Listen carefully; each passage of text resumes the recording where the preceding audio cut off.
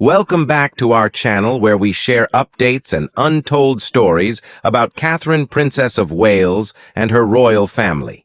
Today we bring you some significant news. At 77, Queen Camilla's heartbreaking confession about her secret lover shocked Charles and everyone.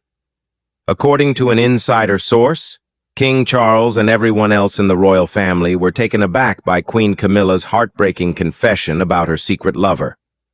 This revelation shocked everyone and created a serious problem for King Charles, especially following his refusal to grant royal titles to Camilla's children and grandchildren.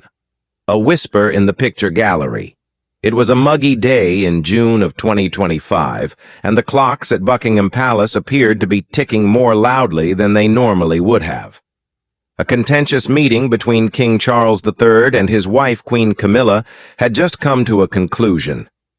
During the discussion, King Charles III had once again refused to bestow courtesy titles upon his children and grandchildren. After some time had passed, a footman who was walking close to the picture gallery said that he had heard the Queen repeat 7 words that would cause the monarchy's veneer of unity to crack. "You were never my real love, Charles." Within an hour, the statement made its way into WhatsApp discussions associated with the palace as well as tabloid inboxes.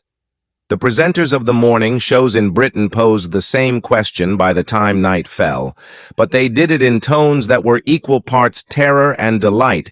If Charles is not her genuine love, then who is Major Andrew Parker Bowles, Camilla's first husband, an unwavering confidant, and possibly the one man whose allegiance surpasses any crown, has always been the solution, as the majority of those with knowledge of the situation believe. From Camilla's aristocratic background to her current conflict with constitutional red tape, from Andrew's cavalry adventures to King Charles's ailing health, and from the aftermath of Diana's tragedy to the slender expectations of a peaceful future, the following is the whole chain of events that led to that discovery. An act of public pageantry and an act of intimate love are the two acts that make up this drama, which is then woven together into a unified narrative about power sacrifice and forbidden desire. This is the breakthrough point. Several months before the earthquake that occurred at the picture gallery, Camilla started privately advocating for the royal acknowledgement of her familial line. For many decades, her son Tom Parker Bowles, who writes about cuisine, and her daughter Laura Lopes, who is an art curator, had come to terms with the fact that they were near monarchy, but never quite of it. Camilla's recent promotion to the position of Queen Consort instilled in her the confidence to pursue her dreams once more. The court attorneys advised caution. It was possible that King Charles's pledge of a slimmed-down monarchy would be broken if the Parker Bowles children were elevated to a higher social status. Charles responded to the request to deny anything with grace once, with force twice, and with irrefutability the third time. The Queen, typically as unflappable as a cross-country riding helmet, experienced an explosion.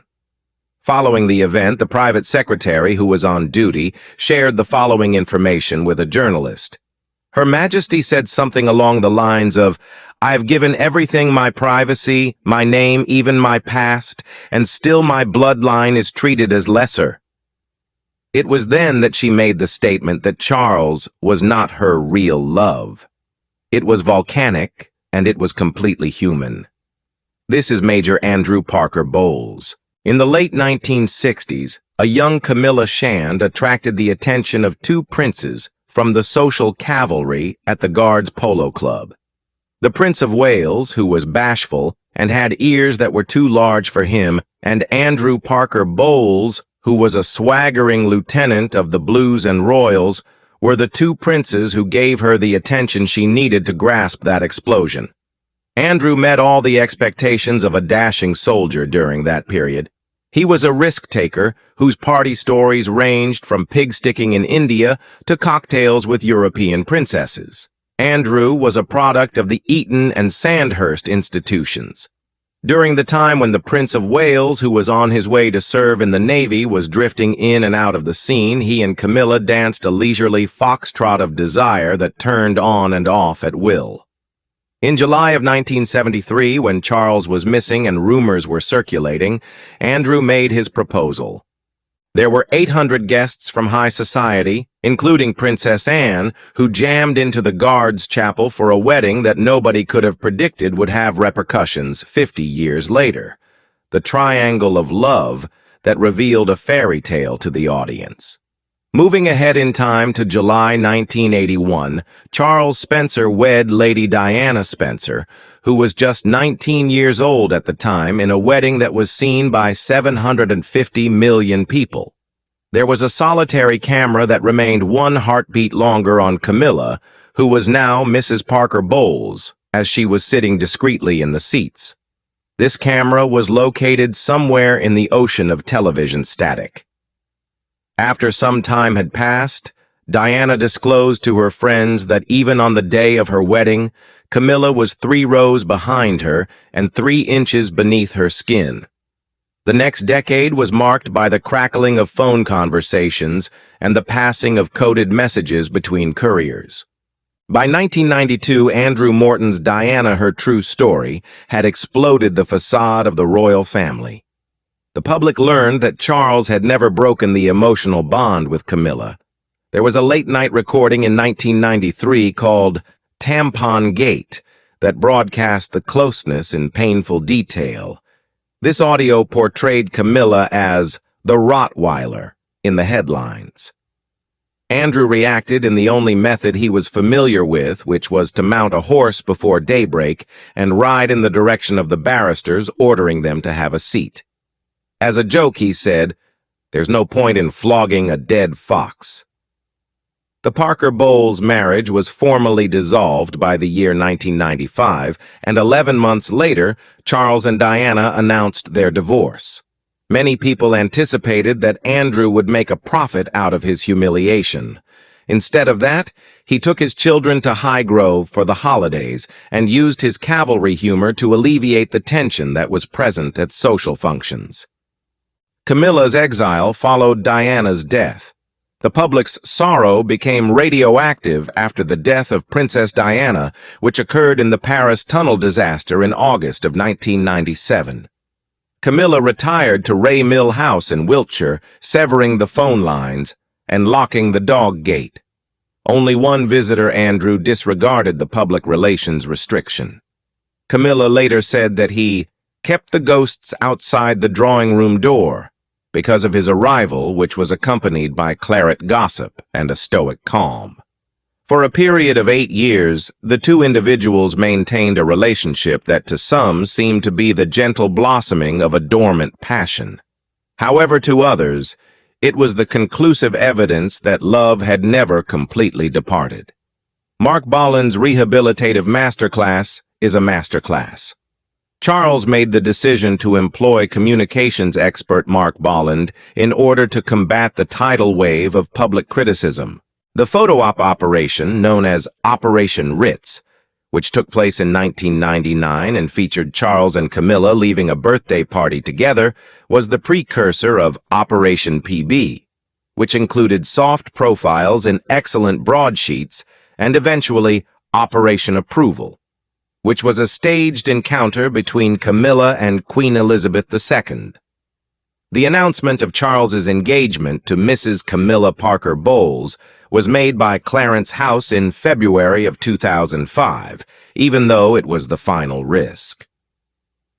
During the civil ceremony that took place in April of that year, Major Andrew Parker Bowles, who had not been invited, snuck into a back row.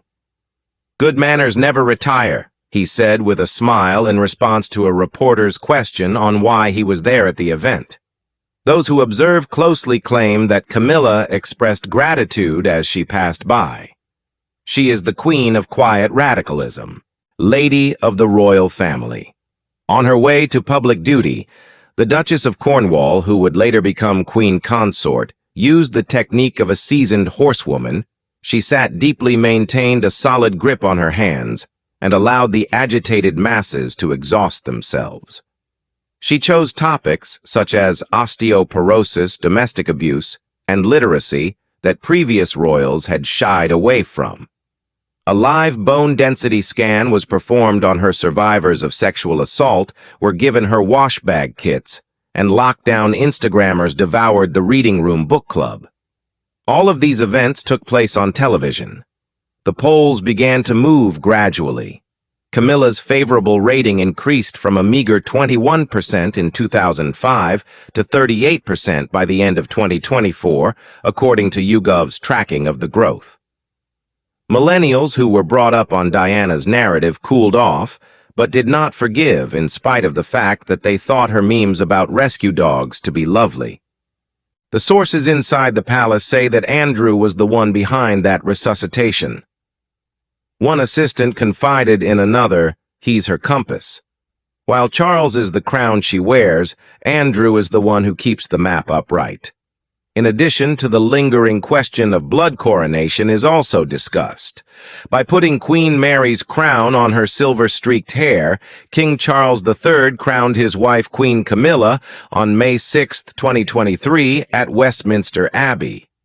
The ceremony took place in Westminster Abbey. Andrew lowered his head in a side aisle that was left unobserved by the cameras that were installed in the household. Even if Camilla'S children experienced a surge of pride on that particular day, they continued to be unnoticed bystanders. After a few months had passed, Camilla addressed the king once again with the question, would it be possible for Tom and Laura to be honored with the simple dignity of courtesy? Charles dodged the question twice and flatly refused on the third occasion. The corridor scenario that was explosive in June 2025 was accessible from all roadways. Andrew Henry Parker Bowles, who was born in December of 1939, had a lineage that was older than the pedigrees of several German dynasties. His leadership of the Household Cavalry Mounted Regiment was characterized by a combination of brutality and charm. He served in Borneo, Northern Ireland, and Aden throughout his military career. He once played a whole chukka of polo without using reins, steering his pony with his knees while drinking a glass of Pimm's. This is something that officers remember him doing. After the Tampongate transcript was published in the tabloids, he informed his fellow cops, "Blushing only feeds the jackals," and then he went out to hog roast. Beneath etiquette, Camilla'S formative years are described in detail. In her childhood, Camilla Rosemary Shand was caught between two different worlds. At the beginning of the day, she joined farmhands in the lanes, Sussex, to clean stables and develop the tenacity that would serve her well in the years to come. She was reciting French verbs in the afternoon in South Kensington, which was surrounded by chandeliers made of gilded metal. She was a girl who could curtsy perfectly and then gallop bare-ankled over muddy paddocks. Her teachers and classmates referred to her as Mila. Existential flair was added by Paris finishing school. She highlighted every Mitford joke about having admirers who were not fit for her.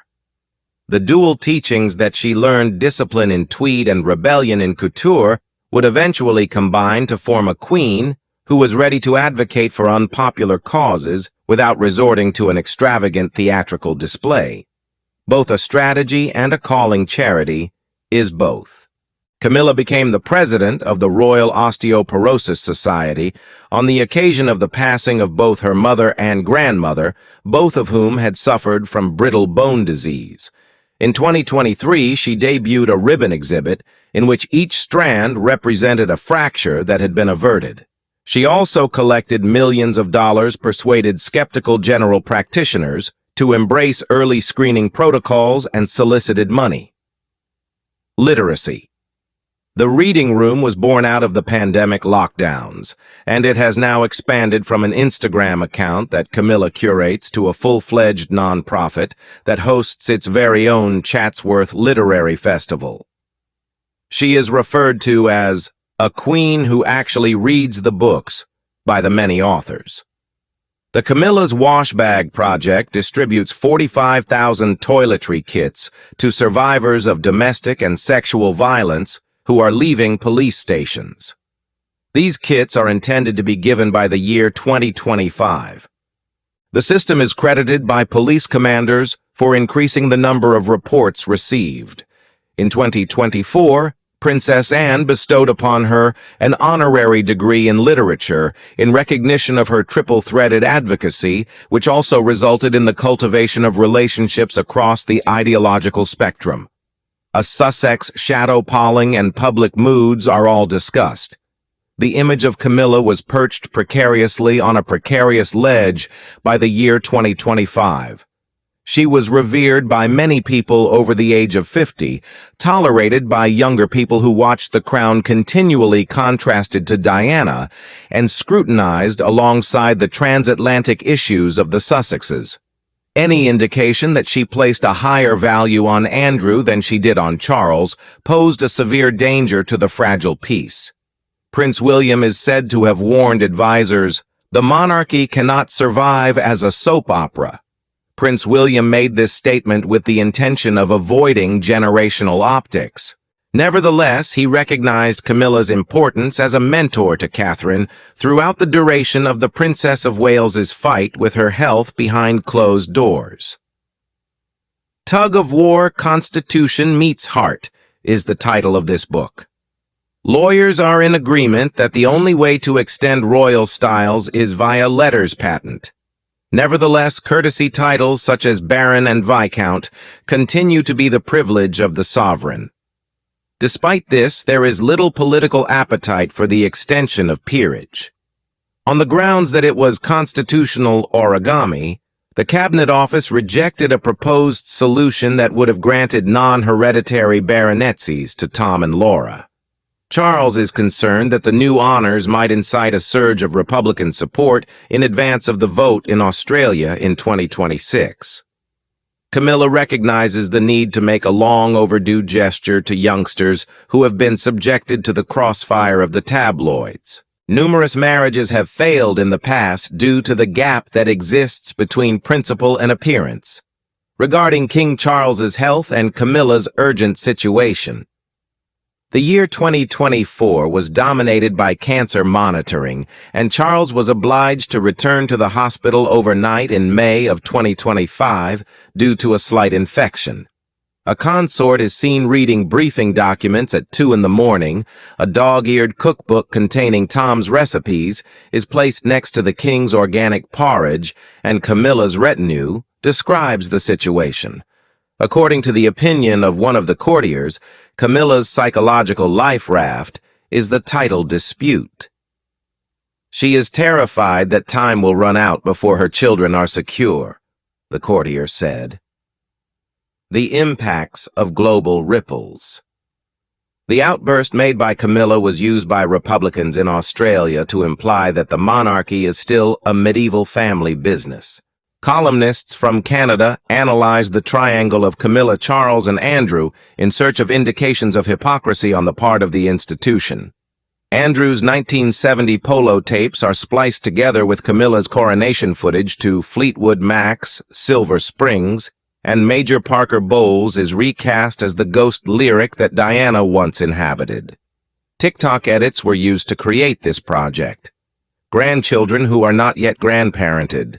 The children, Freddie Gus, Louis Lola, and Eliza Parker Bowles, have a deep affection for Granny Camilla, but they continue to be inconspicuous in school registrations.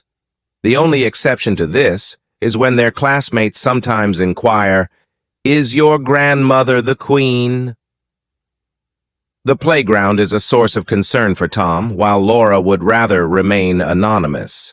Some people believe that if they were to have a title, they would be subject to paparazzi, while others argue that they are already being photographed on balconies.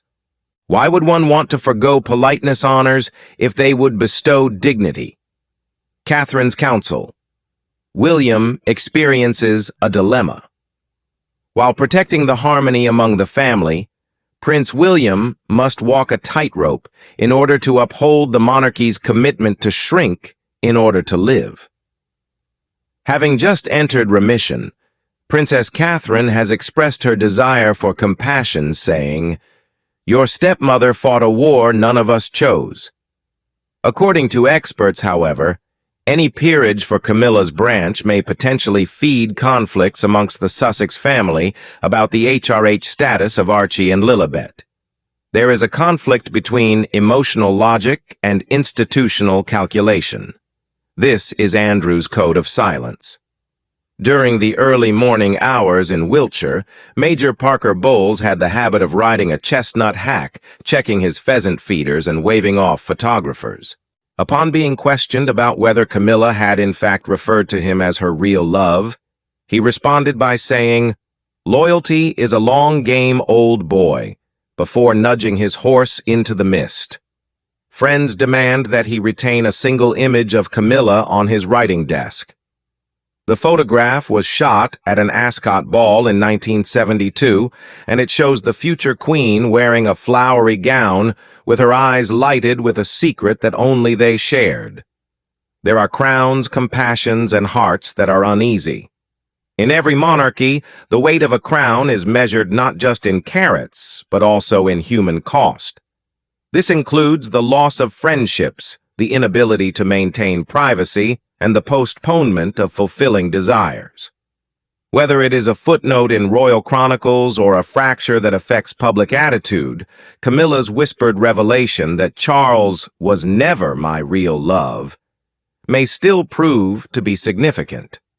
An additional chair at Balmoral, a balcony lineup during Trooping the Colour, and a peerage that is either unexpectedly revealed or noticeably omitted in the New Year's honors are some of the subtle indicators that Britain is keeping an eye out for at the moment. There is one thing that can be said with absolute certainty: the emotional architecture of the crown is dependent on individuals who are capable of compartmentalization.